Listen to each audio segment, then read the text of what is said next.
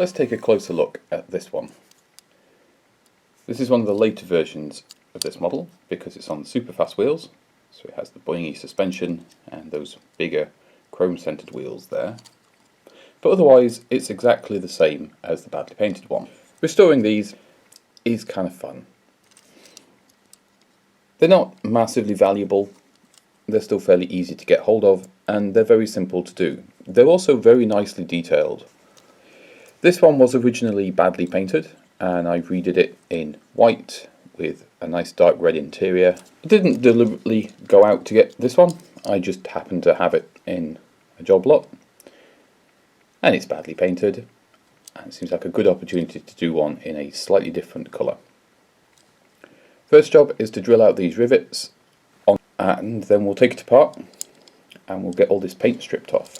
I used a 3mm then a 4mm drill bit on this, and you have to be careful you don't drill through the base plate if you can help it. Once you've got them down so they're pretty much flush like this, you can then get your small screwdriver, and there's usually a spot somewhere in one of the wheel wells where you can lever, and then the whole thing pops off. You can choose to file these smooth.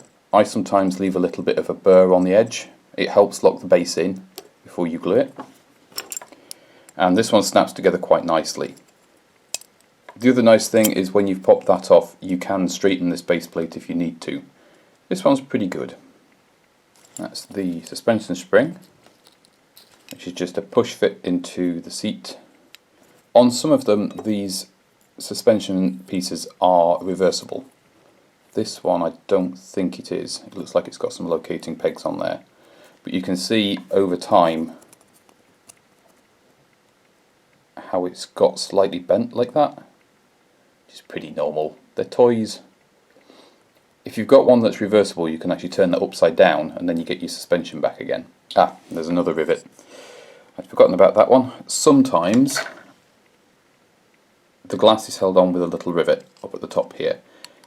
You do have to be very careful drilling these out because the plastic can just crack. As with the base plate, I've drilled this out with a 4mm drill bit. Didn't need to use the 3mm to get a pilot, and now we're ready to pop the glass out. One thing to bear in mind when you do these is sometimes one side of the glass is locked in, so you can just see that dark lip there. That's the dashboard essentially, which means that the front of the glass has to go on first, which also means we need to be prying from the back of the glass. If you pry from the front, you will break the windscreen. And just very carefully pop your screwdriver in. Well, I was hoping that would be a bit slower. As I was going to say there, you very carefully pop the screwdriver in and it just pops off what's left of the rivet. If it gives you too much resistance when you do it, you need to drill a little bit further. The only other part on here that you could potentially remove is the boot lid, or the trunk lid. The issue is, this is held in with these sections of die cast that have been crimped down. Because I want this boot lid to continue to open, I am not going to undo those. I've tried in the past, and what I usually end up doing is breaking the car. So I shan't do that. I shall just paint around the problem there. Matchbox did the same. You can see it's full of overspray in here, but they very obviously put the boot lids on and then painted them. So I shall do the same. Mould lines weren't that bad on this one. In fact, the other one probably looks slightly worse, having compared the two. I have a little bit of filing to do on some of the edges, just to tidy things up. There's a particularly bad ridge on the boot lid.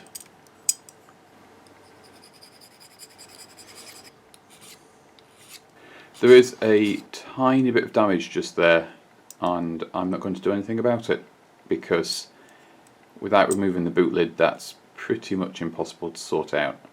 And at this scale, well, the only reason you can notice it is because of how big this is on your screen, which is probably much bigger than it is in reality.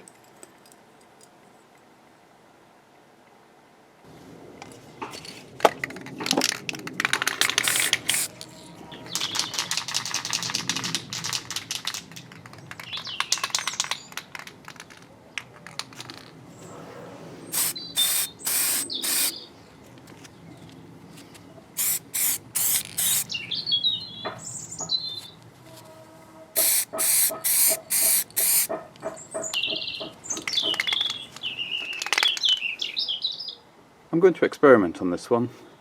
I'm going to give it a crude zenithal highlight and see if that makes any difference with the metallic paint I'm going to use.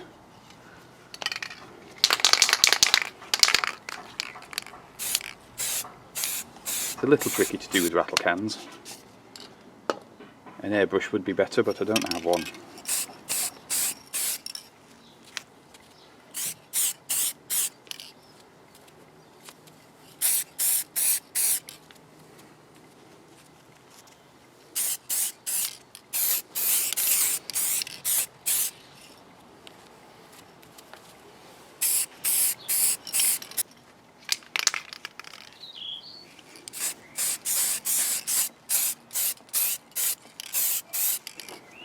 I was going to do the interior black on this, but with the original cream interior, I actually quite like that against the red.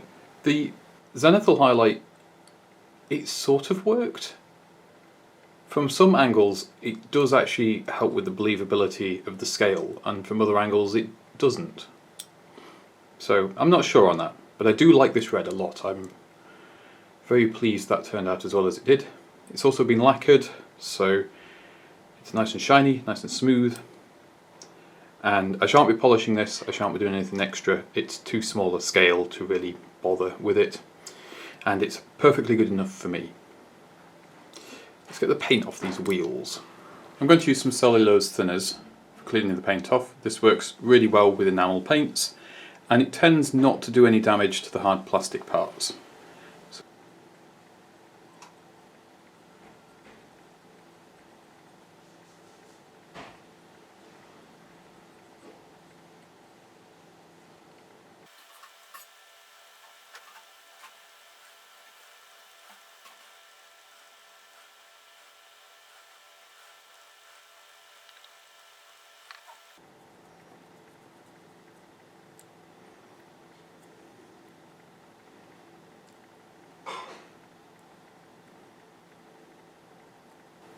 I shall have to do the smaller details on the tread off camera. I need to spend a little bit more time being fairly close with it. It is important once you've actually cleaned this off to neutralise it with some plain water. Just make sure everything's rinsed, just in case. And that's where we were before. There's a few small details I need to do on the body here. A few bits of chrome. I need to tidy up these wheels, and the chrome needs doing the grille, the headlights, that sort of thing. I'm going to start with the interior. Now I already like the colour it is, so I don't want to change that, but I just want to bring out the few details that are in here.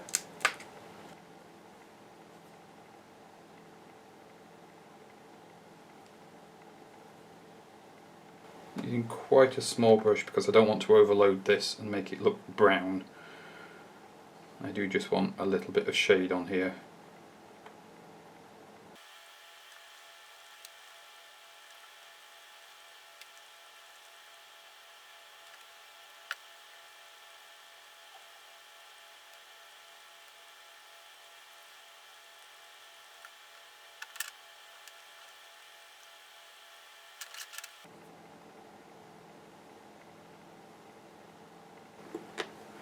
The interior was just a wash with Seraphim Sepia. For the wheels, good old Abaddon black again.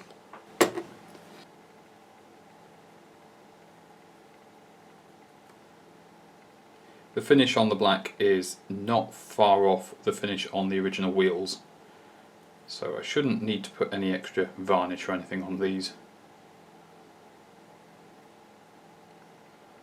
And these are for display rather than play, so I don't need to worry too much about having a super tough finish.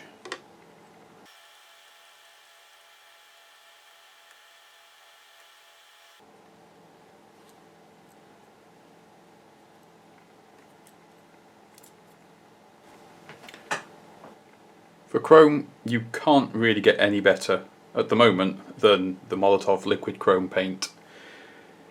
This one is a refill type, but that's great because you can just put it straight on your palette and use it. The only problem with this stuff is it's a bit of a brush killer, so try not to use brushes you care too much about.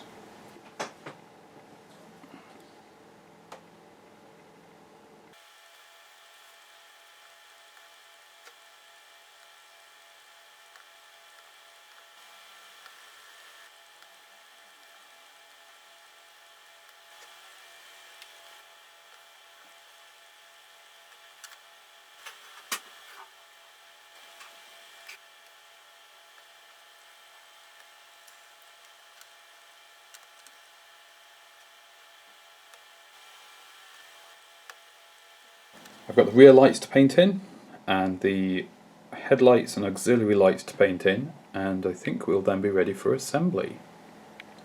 For the rear lights, we're going to use Citadel's Spiritstone Red. This works great for giving a fairly convincing sort of transparent light on this sort of scale when you can't actually use a transparent light. And we use Dale Rowney's white ink. It's absolutely excellent coverage from this stuff, flows really nicely. So if you wanted to do small details in white over just about any colour, this stuff will do it.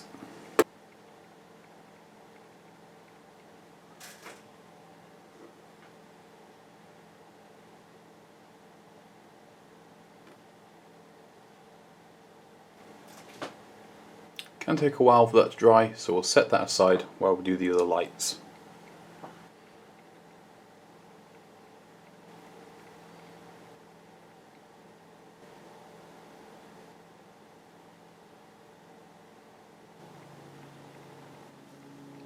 All the pieces ready to reassemble.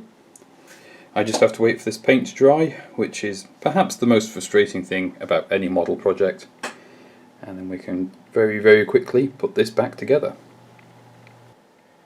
The products we used in this project were Cellulose Thinner, Citadel's Seraphim Sepia, Dale Rowney Acrylic Artist Ink in white, Citadel's Abaddon Black, Molotow's Liquid Chrome, Citadel's Spiritstone Red, Halfords White Primer, Halfords Matte Black, which you can use as a primer, and Halfords Clear Lacquer to finish.